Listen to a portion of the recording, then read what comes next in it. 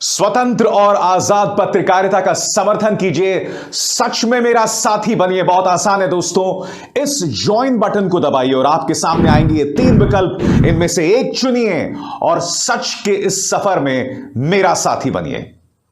तू सवाल तो पूछ, हक है तेरा, फर्ज है तेरा, किसी की खैरात, किसी का एहसान नहीं तुझ पर, मगर शर्त है अंदाज़े बयां हो बेखौफ, अंदाज़े बयां हो स्पष्ट, अंदाज़े बयां हो बेबाक।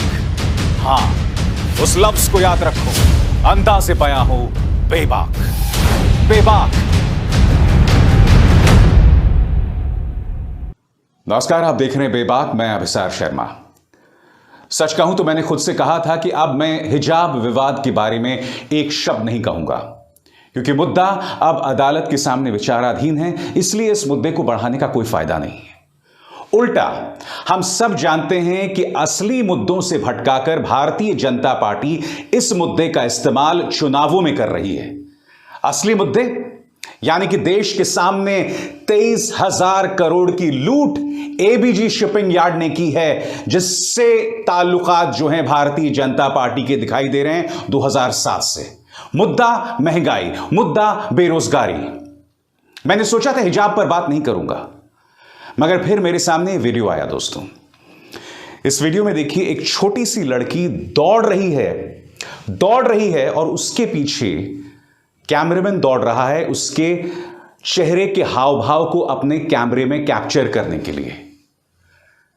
मैं नहीं जानता हूं ये कौन सा न्यूज चैनल है और मुझे परवाह भी नहीं है, मगर मैं अपने दर्शकों से सवाल पूछता हूं, इस तरह से जो कैमरामैन होते हैं या रिपोर्टर्स होते हैं, अमूमन वो अपराधियों के पीछे, राजनेताओं के पीछे भागते हैं।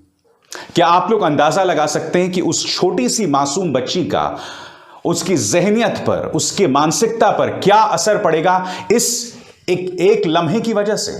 इस एक लम्हे की वजह से we have scarred the life of that little child. क्या गुनाह था उसका? क्या इन न्यूज चैनल्स को थोड़ी सी भी शर्म नहीं आती कि तुम लोग बेहूदगी की तमाम हदों को पार कर दोगे? बात यहां नहीं रुकती है। एक वीडियो कर्नाटक का। इस वीडियो में आप देख सकते हैं कि छोटी छोटी लड़कियां जिन्होंने हिजाब पहना हुआ है, टीचर्स उन्हें बाहर रोकती है और उनका हिजाब उतारा जा रहा है उनके मां बाप के सामने। यहां 2 सवाल होते हैं। जब मां बाप को पता था कि मामला अदालत में विचाराधीन है, तो क्या हिजाब में अपनी बेटी को भेजना जरूरी था? मगर उससे भी बड़ा गुनाह क्या है हुआ है जानते हैं आप? उस लड़की का हिजाब खुले में उतारा गया है। खुले में उतारा गया है। उस लड़की के बारे में उसकी टीचर ने पूरी दुनिया को, उसकी क्लास को बता दिया है कि तुम दूसरों से अलग हो, इसलिए तुम्हारे साथ ऐसा बर्ताव किया जा रहा है। उस लड़की की ज़हनियत पर क्या असर पड़ा होगा? उस पर, उसकी मानसिकता पर, उसके मन पर किस तरह के दाग, किस तरह की दरार पड़ी होगी? सच तो यह है दोस्तों, यह एक ऐसा मामला था जिसकी चर्चा आज से 2 हफ्ते पहले नहीं थी, मगर फिर अचानक, चूंकि चुनावी मौसम चल रहा था, अचानक हिजाब का विरोध हुआ, मामला बढ़ा और फिर अब इस मामले की गूंज जो है वो उत्तर प्रदेश में भी हो रही है। और आप जानते हैं सबसे शर्मनाक बात क्या है? भारतीय जनता पार्टी के अंदर शालीनता नाम की कोई चीज नहीं है। आप जानते हैं इन्होंने क्या किया? इन्होंने एक फरमान जो है उसे ट्वीट किया और उसमें यह कहा कि कांग्रेस अपनी रणनीति को आगे करने के लिए छोटी छोटी बच्चियों को भी नहीं बख्शता। मुद्दा क्या था कि 18 साल से कम कुछ मुस्लिम लड़कियों ने हिजाब को लेकर जो स्कूल्स का, प्रशासन का जो फरमान आया है उसे अदालत में चुनौती दी। मगर आप जानते हैं इन्होंने क्या कर दिया? उन्होंने नाबालिग लड़कियों की जानकारी ट्वीट कर दी। यह कानून के खिलाफ है। ये जो नियम कानून है खासकर नाबालिग लड़कियों को लेकर, उसके खिलाफ है। मगर भारतीय जनता पार्टी को इतनी सी भी शर्म नहीं आई कि उन्होंने कुछ बच्चियों की जो जान है या उनकी सुरक्षा को जोखिम में डाल दिया। क्या आपको शर्म आती है? ये वीडियो देखिए। ये वीडियो उत्तर प्रदेश का है और यहां बीए और बीएससी के छात्र जो हैं वो भगवा पहनकर बैठ गए हैं क्लास के अंदर हिजाब का विरोध करने के लिए। ये उत्तर प्रदेश की तस्वीर है। और फिर जब नौकरियां नहीं होती हैं तो ये युवा रोते हैं नौकरी के नाम पर कि साहब नौकरी नहीं है। अरे तुम्हारा दिमाग हिजाब, बुर्के, तालिबान, पाकिस्तान, गजवाए हिंद में है तो नौकरी कहां से मिलेगी? क्योंकि तुम अपनी सरकार को इन मुद्दे पे कटघरे पे नहीं रखना चाहते हो, तुम इन्हीं मुद्दों पे खुद को गुम रखना चाहते हो। अरे खुद तो शर्म करो। अगर चलो तुम किसी पॉलिटिकल पार्टी को वोट देना चाहते हो, वोट दो, तुम्हें ऐसा करने से कोई नहीं रोक रहा है। मगर अगर तुम इस सरकार को असली मुद्दों पे कटघरे में नहीं रखोगे तो सरकार को कोई परवाह नहीं होगी तुम्हारी, क्योंकि वो जानती है कि तुम्हारा ध्यान भटकाने के लिए उसके पास हिजाब है, तालिबान है, गजवाए हिंद है, वो तमाम चीजें हैं। और अब तमाम शालीनता की हदें पार की जा रही हैं। ये वीडियो देखिए दोस्तों। यहां पर एक हिंदुत्ववादी गुट की महिलाएं बैठी हुई हैं। पुलिस ने इन्हें ताजमहल घुसने से रोका। आप जानते हैं क्यों? क्योंकि वो ये मांग कर रहे थे कि हमें ताजमहल में घुस के हनुमान चालीसा पढ़ना है।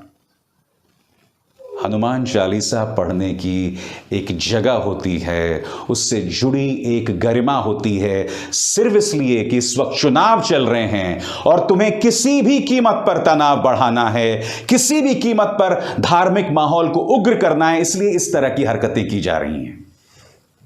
मुझे बताइए ना, किस सोच से ताजमहल के अंदर हनुमान चालीसा पढ़ने को सही ठहराया जा सकता है?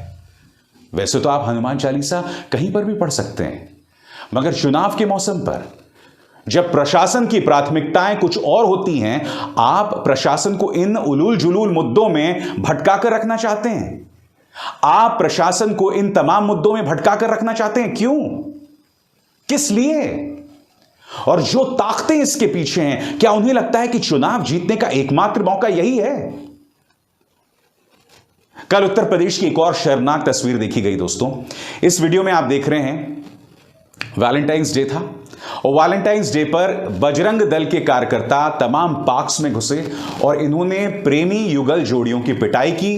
कुछ लोगों को धमकी दी कि तुम्हारी हम जबरदस्ती शादी कराएंगे, कुछ लोगों को कहा कि हम तुम्हारे मां बाप को फोन करेंगे। इस तरह की तमाम तस्वीरें सामने उभर कर आई। मैं आपसे पूछना चाहता हूं, जो तमाम वीडियोस मैंने अब तक आपको दिखाए, क्या उससे हिंदू धर्म का परचम बुलंद हो रहा है? जो मैंने आपको तमाम वीडियोस दिखाए, क्या उससे आने वाले दिनों में हिंदू जो है मानसिक तौर पर बहुत ऊंचा हो जाएगा? जो मैंने आपको तमाम वीडियोस दिखाए, क्या आपको उससे लगता है कि तुमने मुसलमानों को नीचा दिखा दिया या प्रेमियों को नीचा दिखा दिया? नहीं। मुद्दों पर फोकस रखिए, वो मुद्दे जिसका सीधा ताल्लुक आपके और मेरे साथ है।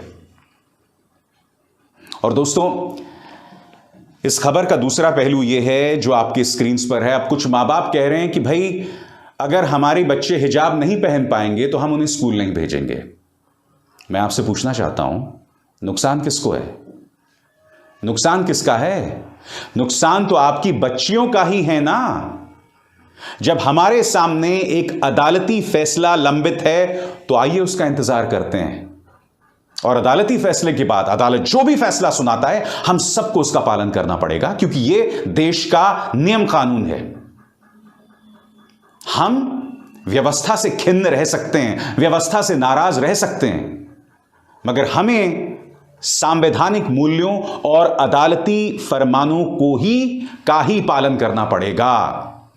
क्योंकि हम ऐसा नहीं करेंगे तो फिर हमारे सामने हमारे मुख्यमंत्री आदित्यनाथ हैं, जिन्होंने भारत के उत्तर प्रदेश के चुनावों में गजवाए हिंद का प्रवेश करवा दिया। वो गजवाए हिंद जिसके बारे में कुछ पाकिस्तान के जो दिमागी तौर पर हिले हुए लोग हैं उसका जिक्र वो लोग करते हैं, वो भी पाकिस्तान में कुछ गिने चुने लोग। अब उनके प्रोपेगेंडा को हमारे माननीय मुख्यमंत्री आदित्यनाथ आगे कर रहे हैं। ये लोग नौकरी, महंगाई, इन तमाम मुद्दों की बात इसलिए कर रहे हैं क्योंकि वो जानते हैं कि चाहे हिंदू हो या मुसलमान, उसे इन मुद्दों में भटकाया जा सकता है। मेरी इस बात पर गौर कीजिएगा। नमस्कार।